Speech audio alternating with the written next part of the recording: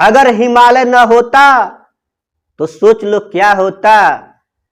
ये ठंड से हम लोग मर जाते।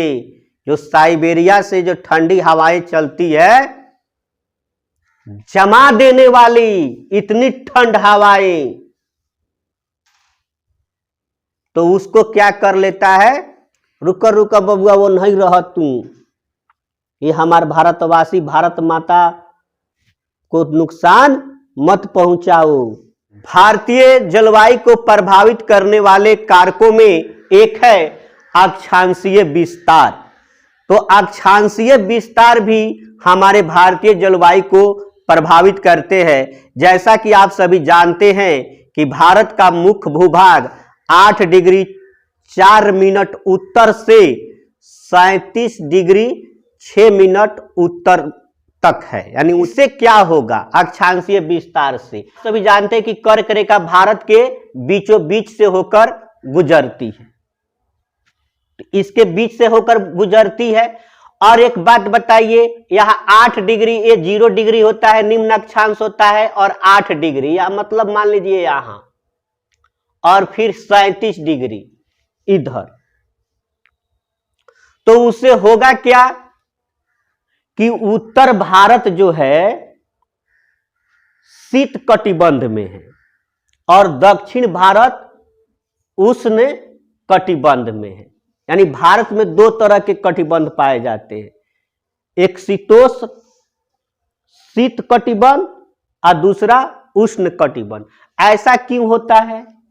आप जानते हैं कि विषुवत रेखा पर सूर्य की किरणें सीधी पड़ती है, यानी निम्न अक्षांशों पर सूर्य की किरणें सीधी पड़ती है और सूर्य से भी ठंडा और गर्म का आशय है।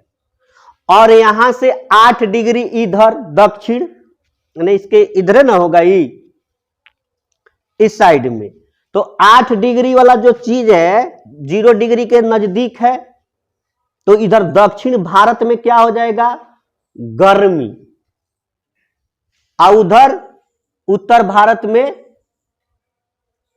क्या होगा, शीत होगा। ठीक है। और जैसे जैसे हम जो है निम्न अक्षांशों से उच्च अक्षांशों यानी विषुवत रेखा से ध्रुव की ओर जाते हैं, तो सूर्य की किरणें तिरछी होने लगती है, जिसका कारण क्या होता है, ठंडा होता है। तो दोनों ध्रुव क्या होता है, ठंड से भरा होता है। तो एक ही कारण है। तो ये भारतीय जलवायु को क्या कर रहे हैं, प्रभावित कर रहे हैं। वहीं दक्षिण भारत में सालों भर एक जैसा तापमान रहता है, और हम लोग जहां पे है दिल्ली, बिहार, उत्तर प्रदेश वाले ठंडा का भी मजा लेते हैं और गर्मी का भी मजा लेते हैं। लेकिन उधर मुंबई वाले लोग, उन लोगों को कुछ भी मालूम नहीं चलेगा, एक ही मौसम में वो लोग रहते हैं। तो इतना अंतर है। तो अक्षांशीय विस्तार भी हमारे भारतीय जलवायु को क्या कर रहे हैं, प्रभावित कर रहे हैं। तो वही बात है कि कर्क रेखा के उत्तर में शीतोष्ण कटिबंध तथा कर्क रेखा के दक्षिण में उष्ण कटिबंध जलवायु पाई जाती है। शीत और उष्ण हमनी दोनों होता है। अभी हम लोग ठंडा का अनुभव कर रहे हैं, और ठंडा भी वो भी खूब दबा के ठंडा दोनों पड़ता है, और गर्मी भी खूब दबा के। जब सूर्य कर्क रेखा पर जब सीधा चमकने लगता है तो उत्तर भारत में भयंकर गर्मी। तो ऐसा क्यों होता है, ये भी बात बता दिया कि उष्ण कटिबंध भूमध्य रेखा के नजदीक होने के कारण सालों भर उच्च तापमान तथा कम दैनिक और वार्षिक तापांतर का अनुभव करता है। और उत्तर भारत जो है कर्क रेखा से उत्तर में स्थित भाग भूमध्य रेखा से दूर होने के कारण, एक भूमध्य रेखा से क्या हो गया, दूर हो गया, ये 0 है, 37 डिग्री क्षेत्र तक इसका ए है। तो दूर होने के कारण उच्च दैनिक तथा वार्षिक तापांतर के साथ विषम जलवायु पाई जाती है। अब विषम जलवायु का मतलब क्या होता है, यानी एक तरह की जलवायु नहीं, कभी ठंडा, कभी गर्मी, कभी वर्षा। और उधर जो है सम जलवायु पाई जाती है। यानी एक जैसा ही स्थिति रहता है उधर कमोबेश। और दक्षिण भारत गर्म, उत्तर भारत ठंडा रहता है। तो ये अक्षांशीय विस्तार के चलते होता है। हमारे भारतीय जलवायु को हिमालय पर्वत भी प्रभावित करता है। जैसा कि आप सभी जानते हैं कि हिमालय भारत की क्या करता है, रक्षा करता है। एक प्रहरी के रूप में खड़ा है हिमालय पर्वत, पर्वतों का राजा हिमालय। अगर वो ना होता तो हम सभी क्या हो जाते, ठंड से जम जाते। ठीक है, क्योंकि ये क्या करता है, साइबेरिया से आने वाली ठंडी हवाओं को रोक लेता है कि भाई तू उधरे रहो, तू इधर के लोगों को तबाह बर्बाद मत कर, वहीं पे रोक लेता है। इतना ही नहीं, इस साइड से भी क्या करता है, मानसूनी हवाओं को रोककर उत्तरी पश्चिमी भारत में क्या करता है, भारी वर्षा कराता है। अगर ये ना होता तो मानसून की हवा चाइना में चली जाती और हम लोग सुखाड़ हो जाता है अपने यहाँ। तो ये भी हमारे भारतीय जलवायु को प्रभावित करता है। भारतीय जलवायु को उच्चावच भी प्रभावित करते हैं। ये उच्चावच का अर्थ क्या होता है, तो नदियाँ, पहाड़, पठार, इसी सब को हम लोग क्या कहते हैं, उच्चावच कहते हैं। तो उच्चावच भी भारतीय जलवायु को प्रभावित करते हैं। तो जैसा कि अब उच्चावच में पहाड़ हो गया, सभी जानते हैं कि जहाँ पे ऊंचे ऊंचे पर्वत है वहाँ पे बारिश ज़्यादा होती है, और जहाँ पे पहाड़ जो है ऊंचे ऊंचे नहीं है यानी छोटे छोटे है, वहाँ पे बारिश क्या होती है, कम होती है। पश्चिमी घाट पे ज़्यादा बारिश होती है, फिर उधर अरावली साइड में जाइएगा तो कम बारिश होती है, और मेघालय की पहाड़ियों में फिर ज़्यादा बारिश होती है। तो यही उच्चावच क्या करते हैं, भारतीय जलवायु को प्रभावित करते हैं। इसी उच्चावच में आप सभी जानते हैं कि पवन अभिमुखी ढाल पर क्या होगी, ज़्यादा बारिश होगी। जिस साइड में पहाड़ रहेगा, जहाँ से टकराएगा बादल, उस साइड में क्या होगा, ज़्यादा बारिश होगी। अब पवन विमुखी ढाल यानी जो हवा के टकराने के विपरीत दिशा में हो, उस साइड में क्या होगी, कम बारिश होगी। यही उच्चावच का मतलब है। यहाँ पे समुद्र तट से दूरी भी भारतीय जलवायु को प्रभावित करते हैं। यानी जो इलाका समुद्र के नज़दीक होता है वहाँ पे समकारी जलवायु पाई जाती है, और वहाँ से दूर यानी भारत के अंदरूनी इलाकों में विषम जलवायु पाई जाती है।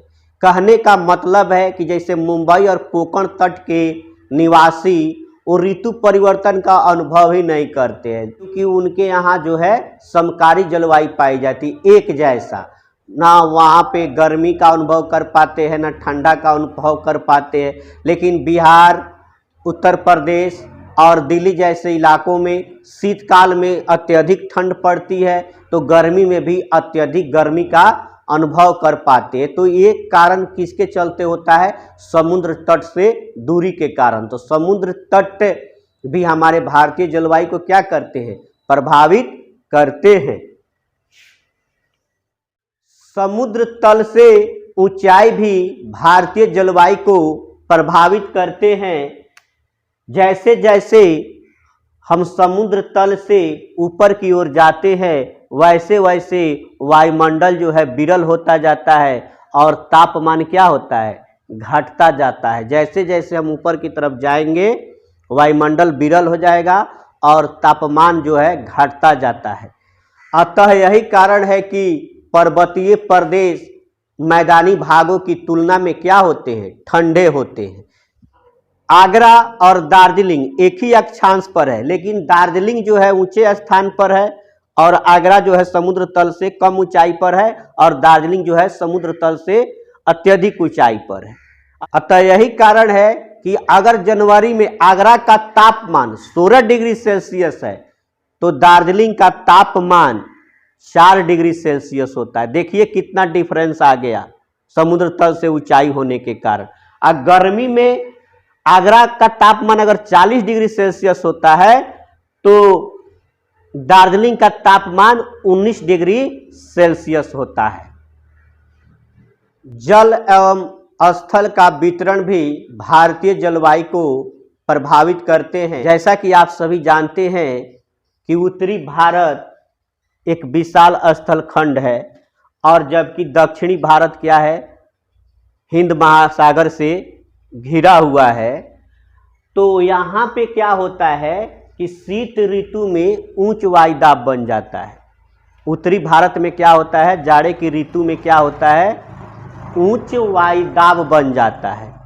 उच्च वायुदाब का मतलब है कि जहाँ पे तापमान घटेगा तो वायुदाब बढ़ेगा, तापमान घटेगा तो वायुदाब बढ़ेगा, और तापमान बढ़ेगा तो वायुदाब घटेगा। ठीक है, तो इधर हिंद महासागर में निम्न दाब और इधर बन जाता है उच्च दाब। तो आप जानते हैं कि उच्च दाब से निम्न दाब की ओर हवाएं चलती है नहीं, तो इस समय क्या होता है कि उत्तरी पूर्वी मानसून आती है इधर की तरफ, जिसको लौटती मानसून कहते हैं। और जब इधर निम्न दाब होगा तो इधर से हवाएं चलेगी दक्षिण पश्चिम मानसूनी हवाएं।